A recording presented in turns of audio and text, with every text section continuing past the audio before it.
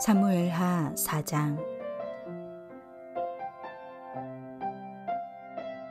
사울의 아들 이스보셋은 아브넬이 헤브론에서 죽었다 함을 듣고 손에 맥이 풀렸고 온 이스라엘이 놀라니라.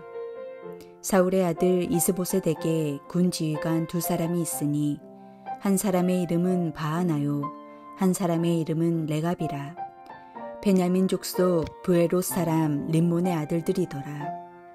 브에롯도 베냐민 지파에 속하였으니 일찍이 브에롯 사람들이 깃다임으로 도망하여 오늘까지 거기에 우거함이더라. 사울의 아들 요나단에게 다리 저는 아들 하나가 있었으니 이름은 무비보셋이라. 전에 사울과 요나단이 죽은 소식이 이스라엘에서 올라올 때에 그의 나이가 5살이었는데 그 유모가 안고 도망할 때 급히 도망하다가 아이가 떨어져 절개되었더라.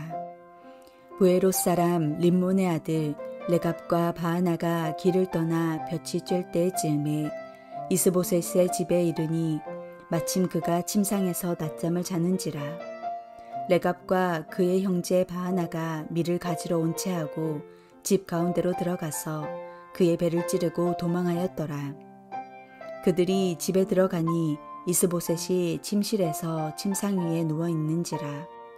그를 쳐 죽이고 목을 베어 그의 머리를 가지고 밤새도록 아라바 길로 가 헤브론에 이르러 다윗 왕에게 이스보셋의 머리를 들이며 아르되, 왕의 생명을 해하려 하던 원수 사울의 아들 이스보셋의 머리가 여기 있나이다. 여호와께서 오늘 우리 주 대신 왕의 원수를 사울과 그의 자손에게 갚으셨나이다 하니, 다윗이 브에롯 사람 림몬의 아들 레갑과 그의 형제 바하나에게 대답하여 그들에게 이르되, 내 생명을 여러 환난 가운데서 건지신 여호와께서 살아계심을 두고 맹세하노니, 전에 사람이 내게 알리기를 보라 사울이 죽었다 하며 그가 좋은 소식을 전하는 줄로 생각하였어도 내가 그를 잡아 시글락에서 죽여서 그것을 그 소식을 전한 가품으로 삼았거든. 하물며 악인이 의인을 그의 집 침상 위에서 죽인 것이겠느냐. 그런즉 내가 악인의 피 흘린 죄를 너희에게 갚아서 너희를 이 땅에서 없이 하지 아니하겠느냐 하고 청년들에게 명령하매 곧 그들을 죽이고 수족을 베어 헤브론 목가에 매달고 이스보셋의 머리를 가져다가 헤브론에서 아브넬의 무덤에 매장하였더라. 역사를 바라보는 두 가지 관점이 있습니다. 먼저 인간의 관점입니다. 역사는 인간의 뜻과 욕망에 따른 결과로 보이기 때문입니다. 그러나 눈에 보이지 않는 차원이 있는데 그것이 바로 하나님의 차원으로 세상을 바라보는 것입니다. 모든 역사는 하나님의 섭리와 계획의 결과이기 때문입니다. 오늘 사울 가문의 몰락도 그렇습니다. 인간의 야망과 갈등, 음모와 배반이 난무합니다. 사울 가문의 몰락은 악하고 무능한 사람들의 행위의 결과로 보입니다. 그러나 사울 가문의 몰락은 궁극적으로 하나님께서 사울을 버리셨다는 말씀 가운데 있습니다. 하나님의 섭리 가운데 사울의 집을 허무시고 다윗의 집을 세우고 있으신 것입니다. 아브넬이 헤브론에서 죽었다는 소식을 들은 이스보셋과 온 이스라엘은 놀랍니다. 아브넬이 죽었다는 소식은 이스보셋에겐 청천벽력 같은 소리였을 것입니다. 이스보셋에게 불편하고 못된 장군이었지만 그래도 자신의 왕자를 유지하기 위해서 절대적으로 필요한 존재가 그였기 때문입니다. 아브넬의 영향력이 어떠했는지를 알 수 있습니다. 아브넬이라는 기둥이 무너지자 이스라엘이란 집도 무너지기 시작합니다. 오늘 본문은 사울 가문이 몰락한 이유를 가르쳐줍니다. 먼저는 왕이었던 이스보셋의 무능력 때문이었습니다. 5절을 보면 그는 이 중요한 시국에 낮잠을 자고 있습니다. 이스라엘의 군대 장관이 죽었고 모든 백성이 불안해하는 시국에 태연히 낮잠을 자고 있는 모습에서 이스보셋의 무능함이 선명히 드러납니다. 그 다음으로는 기회자주의자들의 배반 때문이었습니다. 이스보셋에겐 2명의 장군이 더 있었습니다. 레갑과 바하나인데 둘은 베냐민 지파 출신의 형제입니다. 그는 이스보셋이 있던 궁궐에 변장을 하고 들어갈 만큼 그리 권력과 가까웠던 인물은 아니었던 것 같습니다. 그래도 이스보셋을 보위하는 측근이었습니다. 그런데 그들이 이스보셋을 죽입니다. 그들은 밀을 가지러 온채하며 왕궁에 들어가 한낮에 태연하게 자고 있는 왕을 죽이고 그의 목을 베어 달아납니다. 그들의 목적은 이스보셋을 죽이고 그의 주검을 다윗에게 가져가 바치는 것이었습니다. 그래서 거사를 실행한 후 고대 전쟁의 법칙과도 같이 그 시신의 일부를 다윗에게 가져간 것입니다. 레갑과 바하나는 이스보셋의 목을 들고 밤새 달려 다윗에게로 갑니다. 그리고 다윗에게 이렇게 말합니다. 왕의 생명을 헤아려 했던 원수 사울의 아들 이스보셋의 머리가 여기 있나이다. 여호와께서 오늘 우리 주 대신 왕의 원수를 사울과 그 자손에게 갚으셨나이다. 조금 전까지만 해도 이스보셋의 편에서 다윗을 대적하는 자들이 다윗을 지금 우리 주라고 부르며 자신들의 간사하고 비열한 배신을 여호와께서 행하신 일이라고 포장하고 있습니다. 여기에 대한 다윗의 대답은 의미심장합니다. 먼저 다윗은 9절에서 내 생명을 여러 환난 가운데서 건지신 여호와의 사심을 가리켜 맹세한다라고 말합니다. 다윗의 하나님은 사울의 손에서 다윗의 생명을 여러 번이나 건져주신 하나님이시지 사울에게 복수하게 하시는 하나님이 아니시라는 것입니다. 즉 너희가 믿는 하나님과 내가 믿는 하나님은 다르다는 것입니다.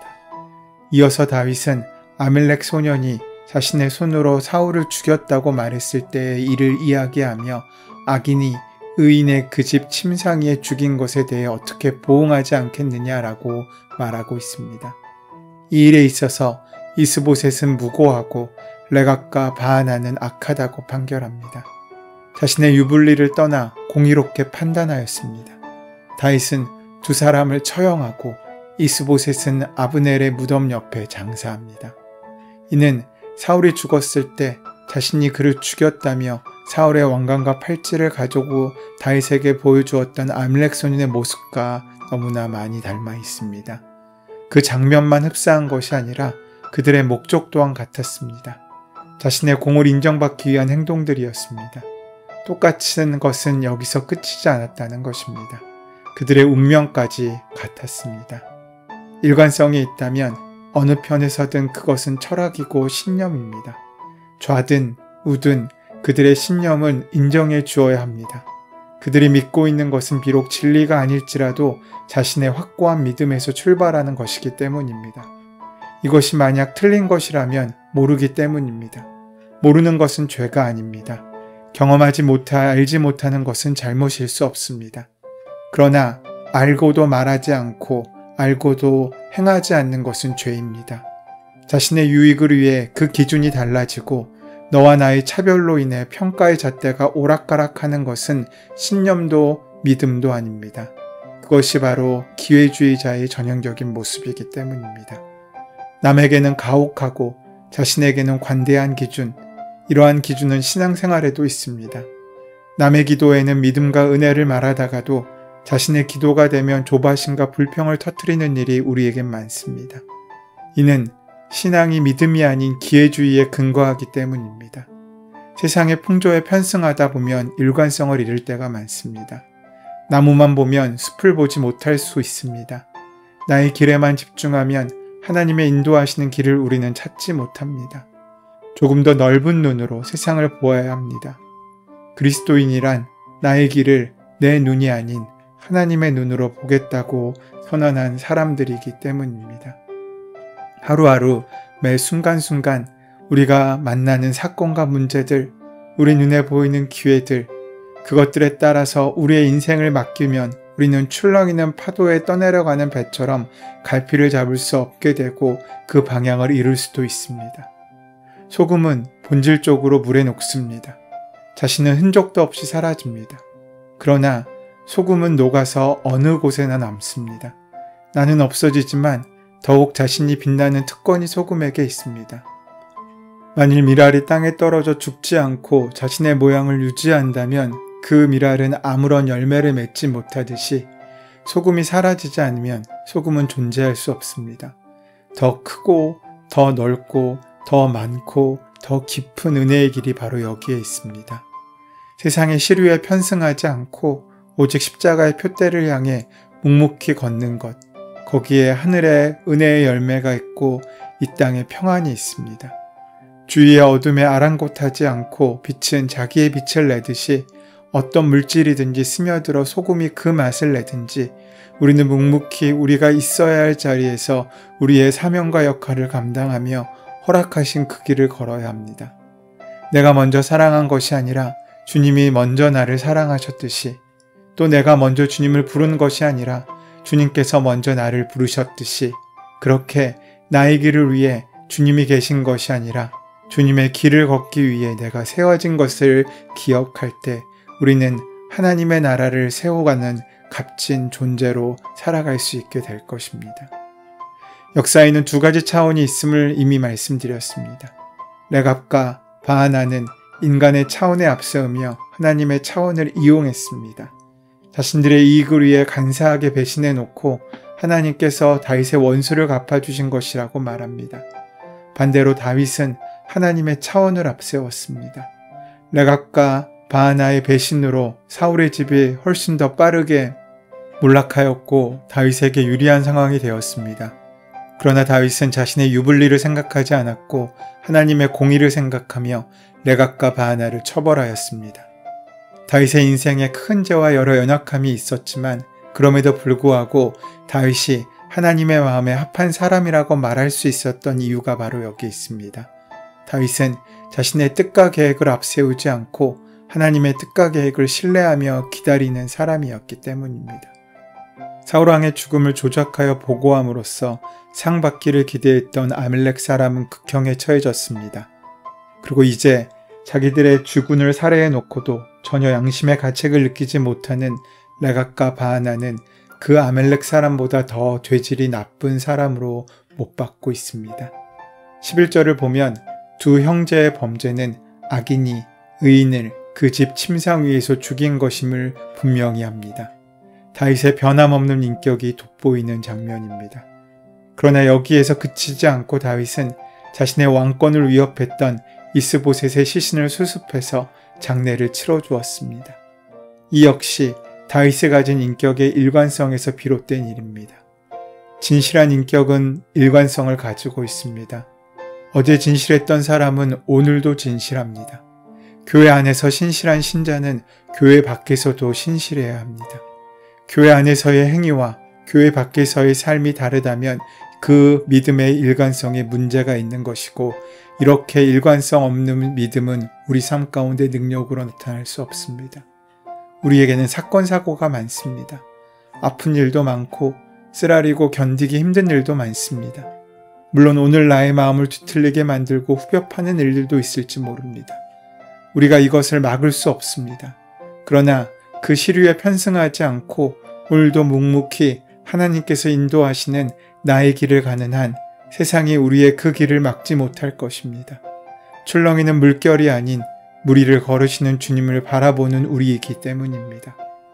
언제 어느 곳에서나 한결같은 신앙인의 인격을 가진 사람은 그 앞날을 쉽게 예측할 수 있습니다. 그러나 행위에 일관성이 없는 사람의 인생은 예측 불허이며 불안합니다. 오늘 우리들은 다윗과 같은 한결같은 신앙인의 인격을 본받아야 할 것으로 믿습니다. 잘 될 때나 안 될 때나 한결같은 마음으로 예수를 믿을 수 있을 때 그런 일관성이 우리 삶 가운데 참된 평안과 은혜와 안식으로 만나지게 될 것입니다. 그러기에 우리의 뜻을 합리화하기 위해서 하나님의 뜻이라고 핑계대지 않는 우리가 되기를 소원합니다. 먼저 하나님의 뜻을 생각하며 하나님의 그 뜻에 우리의 뜻과 생각을 맞추고 우리의 삶을 살아가는 귀하고 복된 하루가 되기를 소원하고 축원합니다. 은혜의 주님, 오늘 말씀을 통해서 우리의 삶의 형통은 오직 하나님께서 함께 하시는 것이라는 사실을 배우게 하시니 감사합니다. 우리 삶의 모든 순간순간이 하나님의 은혜이며 하나님께서 함께 하신 증거라는 사실을 잊지 않도록 도와주시옵고, 우리의 인생에 도우시는 주의 손길에 합당한 믿음의 경주가 끊이지 않도록 계속될 수 있도록 인도하시고 역사하여 주시옵소서. 예수 그리스도의 이름으로 기도드립니다. 아멘. 이제 오늘 허락하신 말씀이 우리에게 주신 말씀으로 만나지기 위하여 허락하신 본문의 말씀을 함께 깊이 묵상하시며 기도하시는 시간 가지도록 하겠습니다. 함께 기도합니다.